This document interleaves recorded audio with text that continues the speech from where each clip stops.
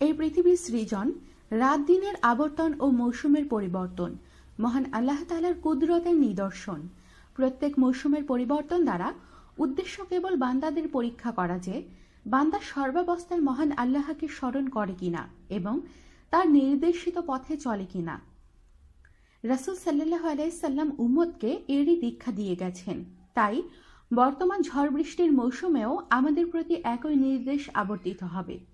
ঝড় বাতাসের সময় রাসূলুল্লাহ সাল্লাল্লাহু আলাইহি সাল্লামের আমল। হযরত আয়েশা রাদিয়াল্লাহু তাআলা আনহা বলেন, যখন আকাশ মেঘাচ্ছন্ন হতো এবং ঝড় বাতাস বইত, তখন রাসূলুল্লাহ সাল্লাল্লাহু আলাইহি সাল্লামের চেহারায় পেরেশানির ভাব ফুটে উঠত। এই অবস্থায় এদিক সেদিক পায়চারি করতে থাকতেন এবং এ দোয়া পড়তে থাকতেন, আল্লাহুম্মা ইন্নী আসআলুকা খাইরাহা ওয়া খাইরা মা ফিয়া ও খাইরা মা উরসিলাত বিহি ওয়া আউযু বিকা মিন শাররিহা ওয়া শাররি মা ফিয়া শাররি মা উরসিলাত বিহি। অতঃপর যখন বৃষ্টি হতো তখন তিনি শান্ত হতেন।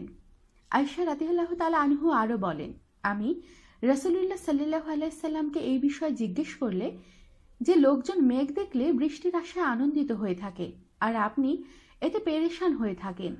রাসূলুল্লাহ সাল্লাল্লাহু আলাইহি সাল্লাম বললেন, আমি এই ভেবে শঙ্কিত হই যে তা আমার উম্মতের উপর আযাব হিসেবে পতিত হয় কিনা, কেননা পূর্ববর্তী উম্মতের উপর এই পদ্ধতিতে আযাব পতিত হয়েছিল।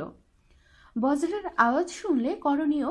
হযরত ইবনে ওমর রাদিয়াল্লাহু তাআলা আনহু বলেন, রাসূল সাল্লাল্লাহু আলাইহি সাল্লাম যখন বজ্রের আওয়াজ শুনতেন তখন এই দোয়া পড়তেন, আল্লাহুম্মা লা তুকলানা বিগযাবিকা ওয়া লা তুকলানা বিআযাবিকা ওয়া আফিনা কাবালা যালিকা।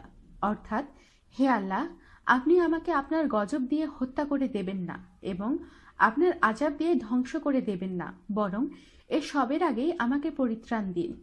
বৃষ্টির বরকতে লাভের দোয়া। রাসূলুল্লাহ সাল্লাল্লাহু আলাইহি সাল্লাম যখন বৃষ্টি হতে দেখতেন তখন এই দোয়া পড়তেন, আল্লাহুম্মা সাইয়্যিবান নাফিয়া।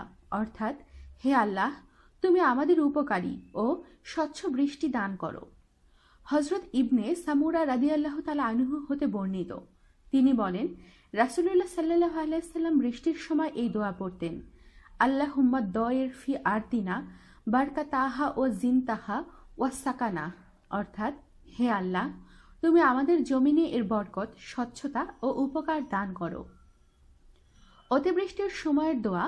হযরত আনাস রাদিয়াল্লাহু তাআলা আনহু বলেন, একদা জুমার দিন রাসূলুল্লাহ সাল্লাল্লাহু আলাইহি সাল্লাম খুতবা দেওয়ার অবস্থায় জনৈক সাহাবী মসজিদে প্রবেশ করে আরজ করলেন, হে আল্লাহর রাসূল, জীবজন্তু মৃত্যু মুখে পতিত হয়েছে, পথ রুদ্ধ হয়ে গেছে, আল্লাহ তাআলার কাছে আমাদের জন্য বৃষ্টি প্রার্থনা করুন। তৎক্ষণাৎ রাসূলুল্লাহ সাল্লাল্লাহু আলাইহি সাল্লামের দুই হাত সম্প্রসারিত করে দোয়া করলেন, হে আল্লাহ, আমাদের বৃষ্টি দান করো, হে আল্লাহ, আমাদের বৃষ্টি দান করো, হে আল্লাহ, আমাদের বৃষ্টি দান করো। আনাস রাদিয়াল্লাহু তাআলা আনহু বললেন, আল্লাহর শপথ, তখন আকাশে বিন্দুমাত্র মেঘের ছোঁয়াও ছিল না। রাসূলুল্লাহ সাল্লাল্লাহু আলাইহি সাল্লামের দোয়ার পর দিগন্তে মেঘের উদ্ভাস হয়, কিছুক্ষণের মধ্যে পুরো আকাশ ছেয়ে ফেলে, অতঃপর মুষলধারে বৃষ্টি আরম্ভ হয়। আনাস রাদিয়াল্লাহু তাআলা আনহু বলেন, আল্লাহর শপথ, পরবর্তী 6 দিন যাবৎ আমরা সূর্য দেখিনি। সপ্তাহান্তে পরবর্তী জুমায় পুনরায় ওই ব্যক্তি যখন মসজিদে প্রবেশ করে তখন রাসূলুল্লাহ সাল্লাল্লাহু আলাইহি সাল্লাম খুতবারত অবস্থায় ওই ব্যক্তিকে আরজ করলেন, হে আল্লাহর রাসূল, ধন সম্পদ সব নষ্ট হয়ে যাচ্ছে, পানিতে পথ রুদ্ধ হয়ে গেছে, আল্লাহ তাআলার কাছে বৃষ্টি বন্ধ হওয়ার প্রার্থনা করুন।